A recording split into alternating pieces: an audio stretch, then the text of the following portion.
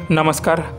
अपघातात वडील वारले, विद्यार्थ्यांनी सांगितली व्यथा. विद्यार्थ्यांसह आलं शिक्षकांच्या डोळ्यात पाणी. व्हिडिओ पुढे पाहण्याआधी चॅनलवरती तुम्ही नवीन असाल तर आपला आरजी मराठी न्यूज चॅनल जरूर सबस्क्राईब करून घ्या. बऱ्याच ठिकाणी आईविषयी बोललं जातं, मग ते कीर्तनात असो, एखाद्या सिनेमामध्ये असो किंवा एखाद्या निबंधामध्ये. परंतु वडिलांविषयी फार काही त्या प्रमाणात बोललं जात नाही. एका मुलाला त्याच्या आयुष्यात जेवढी त्याची आई प्रिय असते तेवढेच वडीलही त्याच्यासाठी प्रिय असतातच. आईप्रमाणेच प्रत्येकाच्या आयुष्यामध्ये वडिलांचे खूप मोठे योगदान आहे.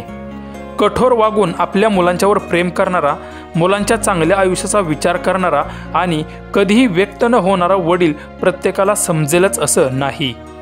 या व्हिडिओमध्ये एक शाळकरी मुलगा आहे जो वडिलांविषयी बोलताना दिसत आहे.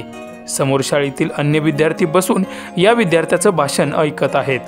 या विद्यार्थ्यांच्या बरोबर प्रसिद्ध व्याख्याते वसंत हंकारे सुद्धा उभा आहेत. तो विद्यार्थी सांगतो आहे की माझे वडील एका अपघातामध्ये वारले, त्यानंतर मला मामाने सांभाळलं. मला एक मोठा भाऊ आहे आशुतोष. दिवाळीला सर्वांचे वडील आपल्या मुलांना कपडे घेऊन देतात. माझे मामासुद्धा आम्हाला कपडे घेऊन देतात. सर्व मुले आपल्या वडिलांच्या बरोबर फोटोसुद्धा काढतात. माझ्या मामांनी आम्हाला कधी वडिलांची कमतरता भासू दिली नाही, पण कुठेतरी वडिलांची कमतरता भासते. त्यानंतर शेजारी उभे असणाऱ्या हंकारे सरांना हा विद्यार्थी घट्ट मिठी मारतो आणि रडायला लागतो.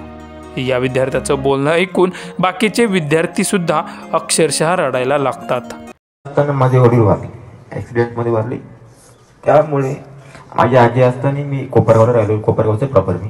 त्यानंतर वडील वारल्यानंतर मला माझ्या मामाने सांभाळलं. मला आणि माझा एक मोठा भाऊ आहे, आता ते बाहेर झाले. सर्वांचे वडील बघताना दिवाळीला सर्वांचे वडील कपडे घेतात, म्हणजे माझे मामा सुविधा सगळं करतात. सर्व मुलं त्यांच्या वडिलांसोबत फोटो काढतात. मामा देखील त्यांच्या मुलांसोबत फोटो काढतात. मामाने कधी आमच्या वडिलांची कमतरता भासून दिली नाही, पण कुठेतरी वडिलांची कमतरता भासते.